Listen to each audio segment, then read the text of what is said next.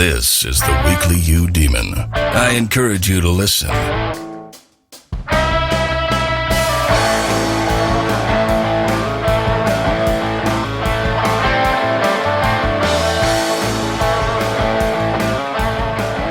Everyone hanging in there okay? We had that big fall back an hour yesterday. And I know a lot of people kind of panic. They say, when you switch the time like that, moving up or moving back an hour, it creates all sorts of problems, and heart attacks increase, and people are surly. I don't know. I really dig daylight savings time. In fact, I'd probably just advocate going to permanent daylight savings time all 12 months out of the year. But I really, really like this fall back. I know something about getting that extra hour out of nowhere. It's just a little joy in life, I guess you gotta appreciate the little things, and I really appreciate that hour. Well, I often call it like my favorite weekend of the year. I get that extra hour. It's funny. For years, we would always have out-of-town company this weekend. It always bummed me out. Didn't mind necessarily having the out-of-town company, but when I was younger, with a bunch of little kids, I didn't have a lot of time for studying, so I'd get up early in the morning. Like on work days, I'd get up at 5 o'clock in the morning and read for an hour and a half. But on the weekends, I'd get up at 4 in the morning, and I'd go hard at it for 3 hours.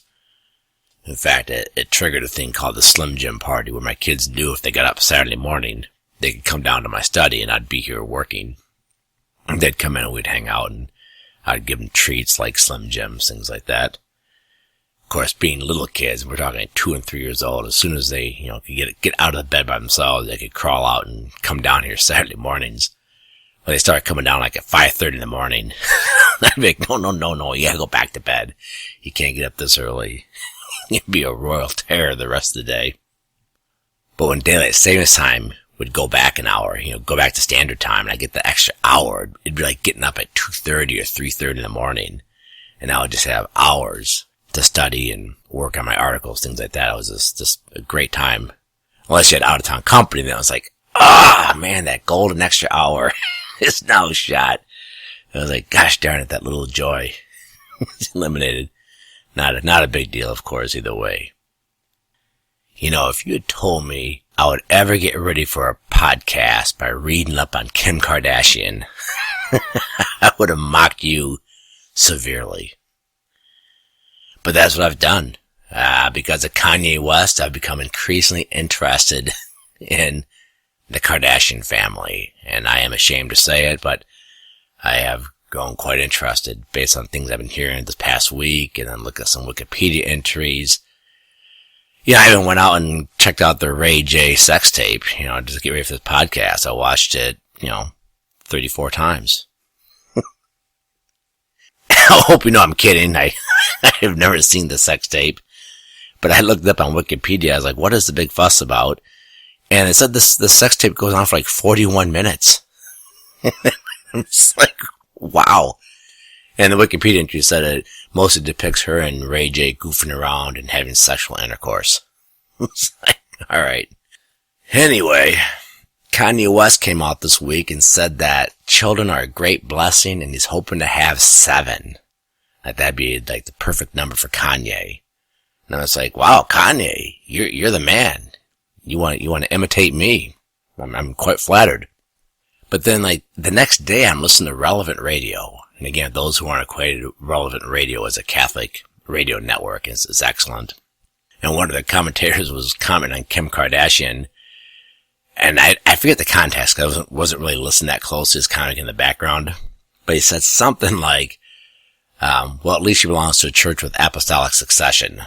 It's like, really? I said, so I know she's not Roman Catholic, or I'm pretty sure she's not. And I looked into it. It turns out that she is Armenian Orthodox.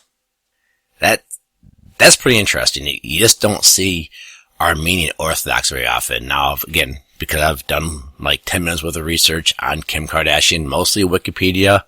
If there are inaccuracies in anything I say about the Kardashian family in this podcast, blame it on Wikipedia, because that is the sum total of my knowledge of the Kardashian family, besides stuff that seeps into your ears despite your best efforts. through the popular culture. So I guess her father is Armenian. So I'm guessing he's Armenian Orthodox. And that's why Kim became baptized in the Armenian Orthodox Church. That makes her a Copt. C-O-P-T, a Copt. And there's like maybe, 100 million Copts in the world. They're pretty rare. But it's a fascinating religion. Now, I think just a little bit of history lesson might be in order. The Copts are what are formerly known as the Oriental Orthodox. You have like the Eastern Orthodox, and you have the Oriental Orthodox. And there's 5 Oriental Orthodox churches. The Syrian Church of Antioch, the Syrian Church in India, the Coptic Church in Egypt, the Armenian Church, and the Ethiopian Church. And I guess I should note there, I guess I don't know if all Oriental Orthodox are called Copts, but I think they are. I think you can loosely lump all of them into the Coptic, or under the term Coptic, but I could be wrong about that. Either way, Kim Kardashian is in full communion with the Coptic Church. And these are the churches that broke off from the Catholic Church after 451. You had the Council of Chalcedon, where the Monophysite heresy was condemned. Monophysites taught that Christ only had one nature, human, divine, combined into one nature, and that was condemned in Chalcedon after an extraordinarily acerbic and violent at points council, the Council of Chalcedon. Read about it. It's really a fascinating history. And a lot of bad blood came out of that. And as a result, though, these churches, all of which could trace their roots back to an apostle, so like the Armenian Orthodox Church apparently traces their roots back to Bartholomew, those churches left and basically formed their own communion. They were, I don't want to say heavily persecuted, but definitely persecuted, and definitely felt like they couldn't stay in the arms of where the Catholic Church was. And again, the arms of the Catholic Church would have been like the Eastern Orthodox Church at that point, geographically speaking. Again, it was all one church, but geographically speaking, the Roman Catholic Church and the Eastern Orthodox Church kind of started separating, and they became separate formally in 1054, which is like 600 years later. And in a very, very long time span, by the way. But the Roman Catholic Church, as it existed around the Mediterranean, its reach closest to the Copts, or the Oriental churches, would have been what became the Eastern Orthodox Church. So anyway, but they felt compelled to be on the outskirts because they weren't really welcomed on the inskirts, so to speak. So they were kind of more on the outside of the empire. And they always felt somewhat persecuted, somewhat put upon, because they did not accept the decrees of Chalcedon in 451. And that made the Copts, or the Oriental Orthodox, prime plucking for Islam. Not only did the Copts bear the brunt of the Islamic assault in the 7th century, in the 600s, not only did they bear the physical assault, or the brunt of the assault, they also had the proselytizing, where Islam insisted they convert. And the Monophysites were kind of like, well, our Catholic brothers sure treat us pretty poorly, and we're tired of paying Roman taxes to Constantinople. And so there's like, yeah, this new religion may not be so bad. So many of them apostatized and became Muslim. As a result, they greatly dwindled in numbers. I mean, at one point, I was reading a book from the 1980s on the Orthodox churches, and they made an aside comment saying there's only 27 million Oriental Orthodox left. And again, I think it's close to 100 million these days. So I don't know if they've been real prolific or what happened, but again, and they weren't wiped out, but they really were put upon by the Muslims. And then, even I don't see it referenced too often, but I think it needs to be pointed out that the Monophysites, because of their religion, because of this one nature, where the idea of having a divine nature and a human nature separate, combined into one person, this seemed to them absurd. That single nature approach to theirs psychologically made them more susceptible to Islam, which is a very, very simple and stark religion, which is just Allah, just one. Being a Monophysite made them more amenable to that. And by the way, I'm increasingly seeing the term Miaphysite used instead of Monophysite. And I'll be honest, I don't know what the difference is. I don't think it's mere political correctness to call them Miaphysites, because Monophysite was a term of derision going back to 451. I can't believe that's really carrying a whole lot of cultural baggage these days. Oh, I can't believe that son of a bitch called me a monophysite. It's not like, the M word, monophysite. But I am told that it's now meophysite is the correct term, and I don't know the difference. And I want to say I don't care, but I actually do kind of care. I'm kind of curious to dive into that at some point to find out what is the difference between a monophysite and a meophysite.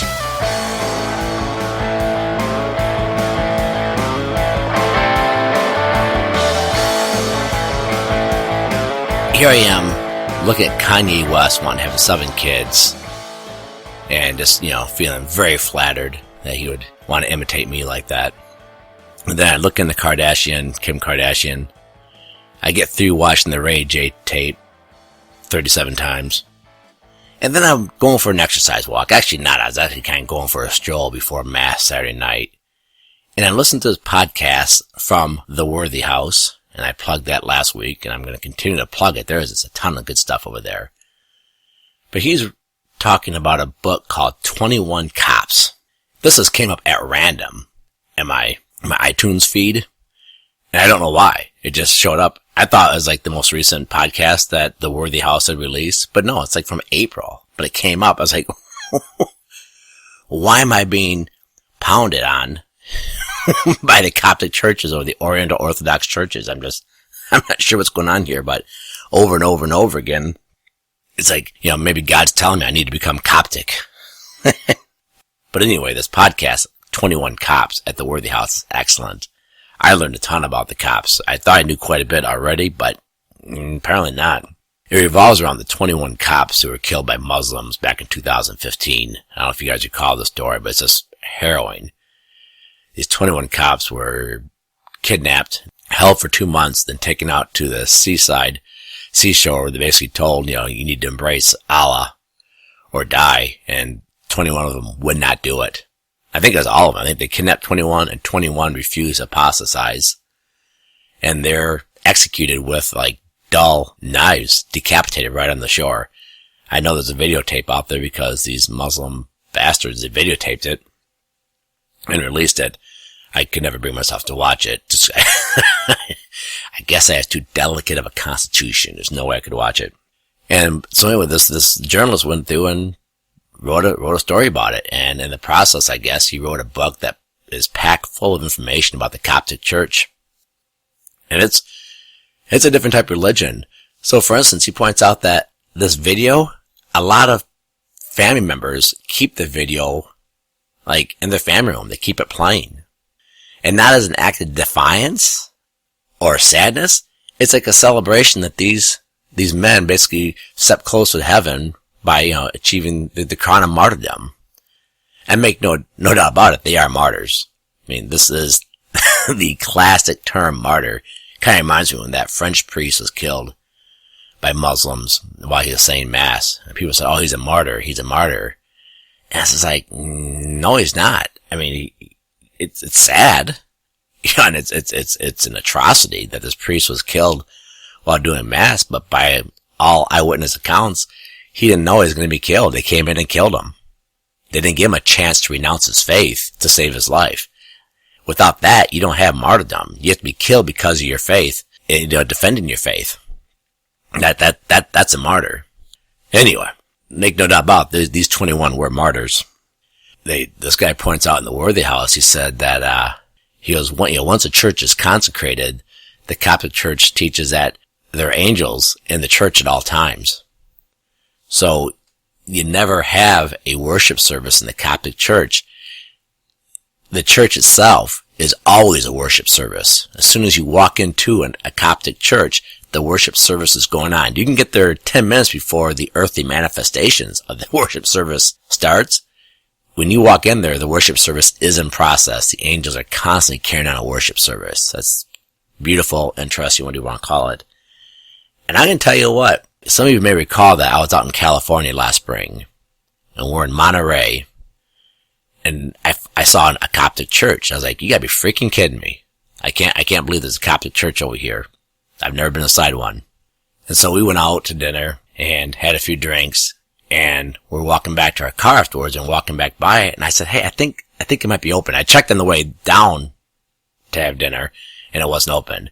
But 2 or 3 hours later, we're walking back. I said, I'm going to check it out, and sure enough, the door was open. I walked in there. I'm going to say there was a presence pushed me back out the door. Now, I think it's because I saw 2 dudes like up at the altar walking around it with incense. There's obviously some sort of worship service going on. And I just put it down to, just, hey, I've had a drink or 2. Obviously not really in the the reverential mood. And these people are engaged in something serious. And it's just inappropriate for me to be bopping in here, taking pictures with my iPhone or whatever. And so I walked out. But I tell you, it was a little bit more poignant than that. Something that basically almost seemed to repel me out. And again, at the time, I put it down to just being, hey, it's a cultural thing. Just 2 dudes, and dressed in street clothes. They weren't like in all that get up you see like in the Eastern Orthodox Church or presumably the Oriental Orthodox churches, because I'm told that the 2 worship services and the rites and everything are very, very similar, almost identical, to the outside observer. These are 2 dudes like in street clothes. But something told me, you gotta get out of here. You can't be staying here. And I didn't get inside the vestibule barely. Just poked my head in. Very small church, by the way. So I'm not saying it was the angels propelling me out, but, being kind of a skeptic, and I'm skeptical on all counts, whether it's scientific or other things, that kind of leaves me open to pretty much any type of interpretation like that. So, maybe it was. Who knows?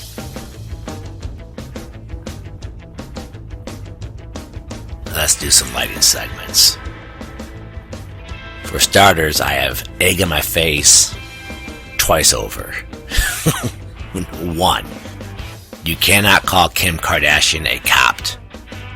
No matter how erotic that might sound, it is not accurate. Copt is very specific in its usage. It refers to non-Chalcedonian Egyptian Christians. You need all 3 of those to be a Copt. Got to be from Egypt or be part of that communion. You have to have rejected the Council of Chalcedon's decree in 451. And by the way, sometimes I heard it pronounced Chalcedon. I don't know. I took a Eastern Orthodox theology class when I was at the University of Michigan. I think that guy, the great John Meyendorff, pronounced it Chalcedon. Anyway. And 3rd, you had to be a Christian. So if you don't have those 3, you ain't a Copt. Kim Kardashian is in full union with the Coptic Church, because there's 5 of those non-Chalcedonian communions. So she is in full union with them, but she is not technically a Copt. Second mistake I made, and I'm not sure this is a mistake, but last week I mentioned Edward Snowden was on the Joe Rogan show, and how he'd released names of operatives overseas and put them in harm's way. I think I might be confusing him with Julian Assange. I have not really followed, the whole thing that closely. And as I mentioned here before, I don't even follow the news that closely, and some people are just appalled by that. But I'm with Nassim Taleb that it's a lot of noise, it's a lot of clutter. And even though I'm constantly reading and I listen to news stories all the time, I never really dive that much into it unless it really, really interests me. And so I suspect maybe Snowden and Assange I confused there. So my apologies to Snowden if I lumped him in with Julian Assange. One more thing on Kardashian. Yeah, she's Armenian. If you ever get a chance, look into the Armenian genocide perpetrated by the Turks, 100 years ago. You want to talk about something absolutely outrageous, and the Turkish government, trying to be part of NATO and modernizing under Ataturk after World War I, they don't talk about it. They actually deny it, and it was an atrocity, and it was a genocide. Genocide is one of those terms that gets tossed around loosely these days. But what the Turks did, they're actively trying to destroy the Armenian Christians within Turkey to make it a more pure Muslim country. If you ever have if you're ever thinking, hey, I could possibly embrace this Islam type thing, maybe it's not so bad, and we can coexist, ask an Armenian about that.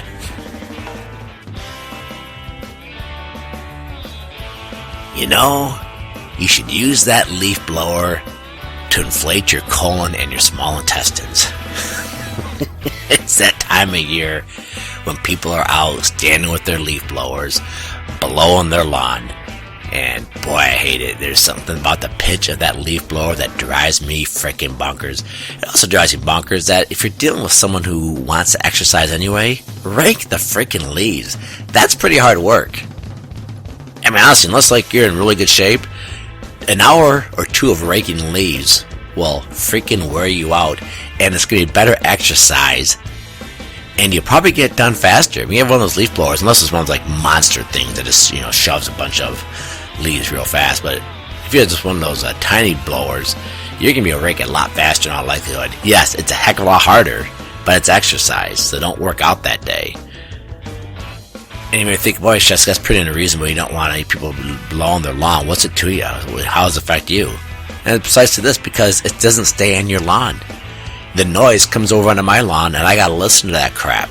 And I get it. I'm not gonna win this argument. Leaf blowers are, I guess, the sine qua non without which we don't have modern civilization. All I'm saying is, put a huge bubble dome over your yard and then blow it, so I don't have to listen to it. That's all I'm saying. Of course, I guess I could put in earplugs. That work just as well, I suppose.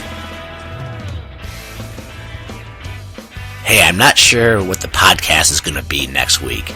I'm heading out Thursday to Boston to see my daughter Abby. We're going to be checking out Portland, Maine, by the way, and Providence, Rhode Island. 2 vegan hotbeds. And those of you who know me know that I am a vegan. Vegan light, actually. I cheat a lot, although I'm really good on the vegetarian stuff. I went to Culver's last night and got the mashed potato and gravy. And an order of fries. I'm like Mr. Starch. But I didn't eat the meat. So I'm vegan light. I'm pretty hardcore vegetarian. Although because it's not for moral reasons, if there's some pepperoni on the pizza, I'm not going to balk at it. But anyway, so I'm going out to Boston Thursday. We're using my daughter's place as a springboard. We're going to be in Portland, Maine for a night. We're going to be in Providence, Rhode Island. We're going to be in Newport, Rhode Island. Really looking forward to it. But that's going to make podcasting kind of tough. But I have 2 recording apps on my phone. I think I'm going to try to do the podcast from my phone. And then I'll remix it when I get in. But I know it's not going to get released on Sunday or Monday like it typically is. It's going to be released on probably Tuesday or Wednesday next week.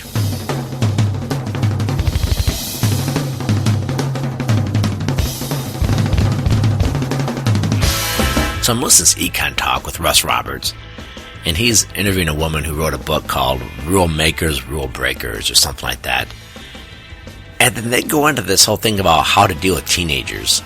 How teenagers are in this weird space where they still need rules, they want rules, but they're becoming adults. They want to set their own rules, and they might chafe under your rule. And they said, well, we actually sat down, my husband and I sat down, we talked about this as to how much leeway to give them and what areas are we going to be lenient on and what areas are we not. And I'm just like, what? You sat down and talked about that? Now, I have little doubt having 7 kids and a traditional household where Marie stays home and I go to work probably makes us a little bit of an outlier these days. But I could never imagine sitting down with Marie and talking about how to raise our kids. And to me, it's like it's the most natural thing in the world. And yeah, I don't get it. My kids so far, so far so good. They seem to be coming out just fine. And so I was trying to think. I said, why? We talk about particular issues like this trip to Boston. Do we want to go see Abby? Would this be a good time to go see Abby? Would Abby welcome us out here at this time? Things like that.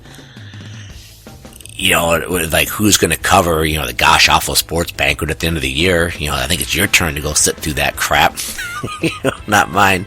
Discussing a general philosophy for raising kids. It's like, no, I think I can distill it for those of you who are struggling with this, especially when it comes to teenagers. I came up with basically 3 rules, and if you follow these 3 rules, I think you'll do fine raising your teenagers. 1, make sure they know who's in charge. 2, make sure they know that without being a dick about it. And 3, be honest. I think that's all there is to it. My kids, probably because I was pretty strict when they grew up, when they're younger kids, they never once balked at my authority, or at least never showed it, and they're always very respectful. And they pretty much got to do whatever the frick they want to do in high school. I refuse to set a curfew for them. It's like, to me, that's being kind of a dick. Now, again, I appreciate some parents believe in curfews, and that's fine. I'm not saying you're wrong. But in our household, that would have been like, Mom and Dad, what the heck?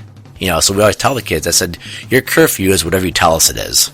So we'd say, just tell us, when you go out at night, what time you're going to be back. Because ultimately, this isn't about you, kid. It's about me trying to sleep.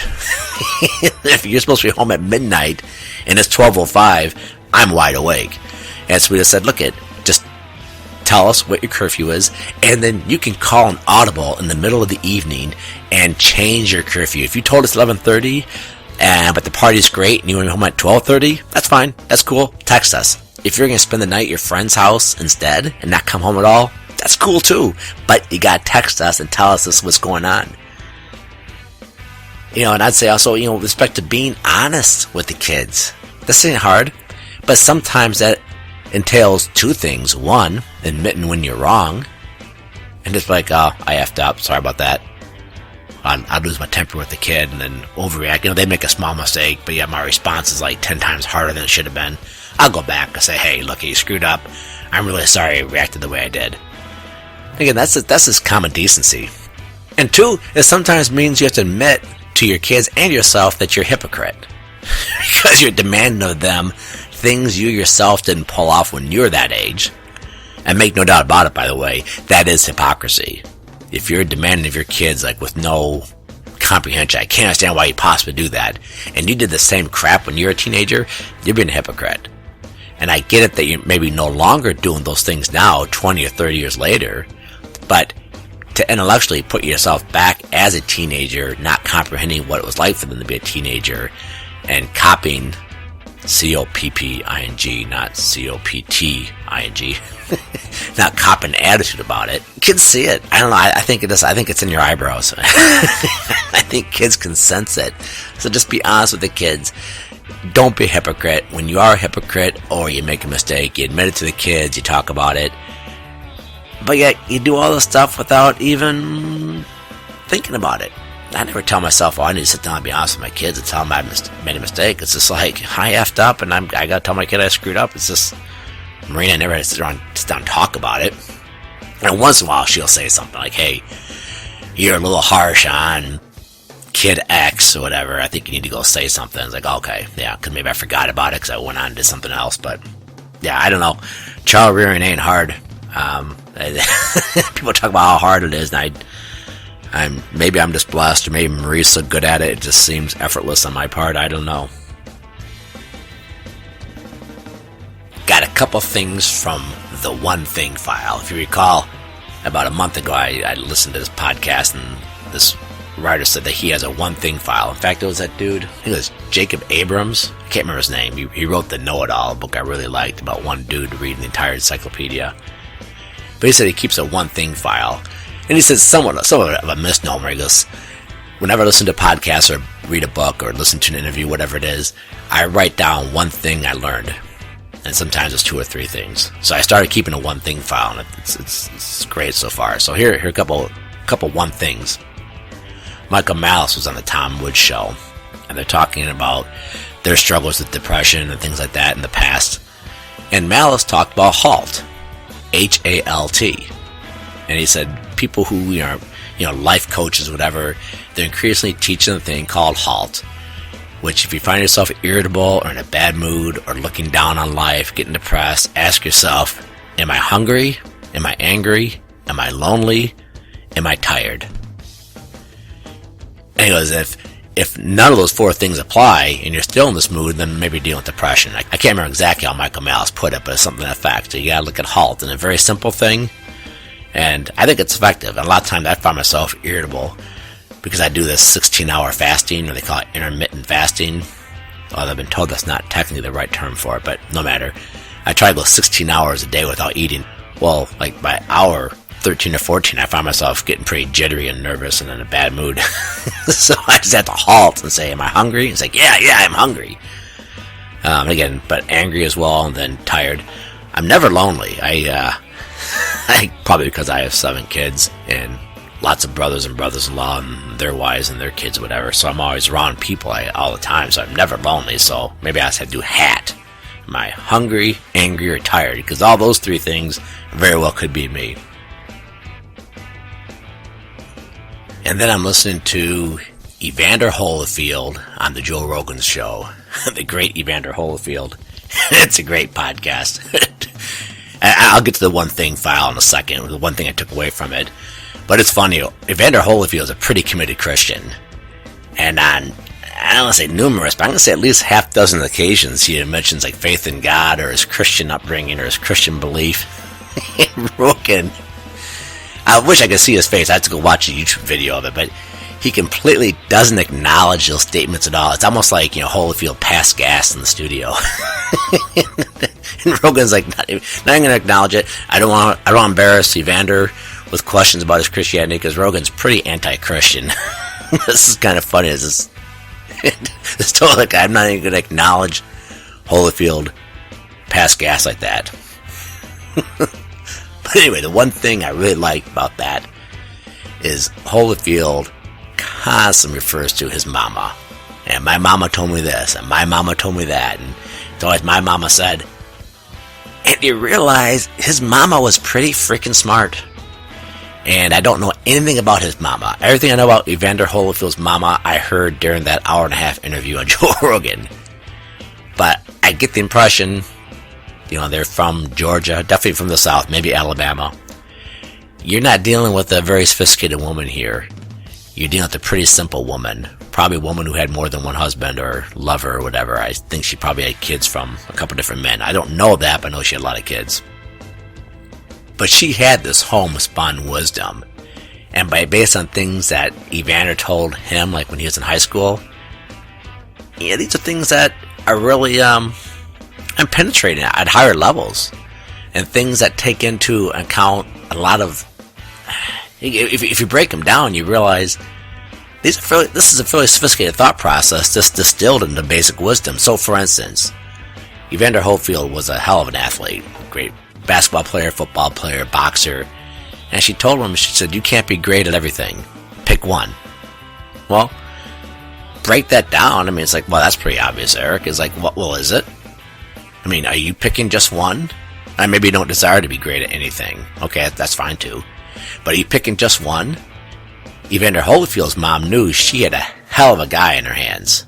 A very talented young man. She's like, pick one and become the greatest at it. And he became the greatest boxer. For her to do that, you're taking in various principles, such as opportunity costs. Economists talk about you can't do everything. If you pick one thing, you can't do another. And so everything you do has an opportunity cost. Everything you buy, unless you're extraordinarily rich, everything you buy has an opportunity cost because that dollar can't be spent on something else. I'll bet you $20 Evander Holyfield's mom had no clue what opportunity costs were. But she knew, probably through a pretty simple life, pretty simple way of living, she knew that, hey, Holyfield's going to be great at one thing. And the whole podcast is filled with that. Every time Holyfield said, well, my mom always said, I'm like stopping and listening because I care what Holyfield's mama said. The whole podcast is excellent like that. Definitely recommend you go listen to it. It reminds me of something I've observed about the Cure de Ars. John Vianney, the very simple priest in 19th century France, who I don't think he flunked out of seminary, but came pretty doggone close because the guy is, rumored to be a dunce. Just not a lot of innate intelligence, a low IQ. And he couldn't master the seminary materials and almost didn't become a priest. But then he became the greatest of priests. And there are a couple little books of things he would say, little snippets of wisdom he'd write down. And these things are penetrating to the max. I mean, I'd highly recommend go to TAN Books, TAN, and get a little book called The Wisdom of the Cure de Ars. You used to be able to get them for $1 a piece because it's just a pamphlet. It's like, 30 or 40 pages. I one time bought a dozen of them. I still have them laying around here. I gave them to my kids and I'd hand them out to people. Yeah, The Wisdom of the Cure de Ars. Deep philosophical, theological insights from a guy who by all accounts wasn't very smart, but through a very simple and holy life, he was able to reach these higher levels of wisdom. kind of like, I think, Evander Holyfield's mom, although I'm a little hesitant to say that since I really don't know anything about the woman.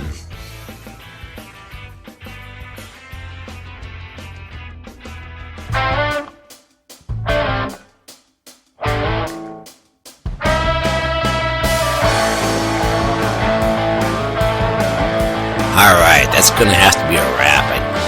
I don't like to wrap up with lightning segments because the segue between that surf music and then my theme music.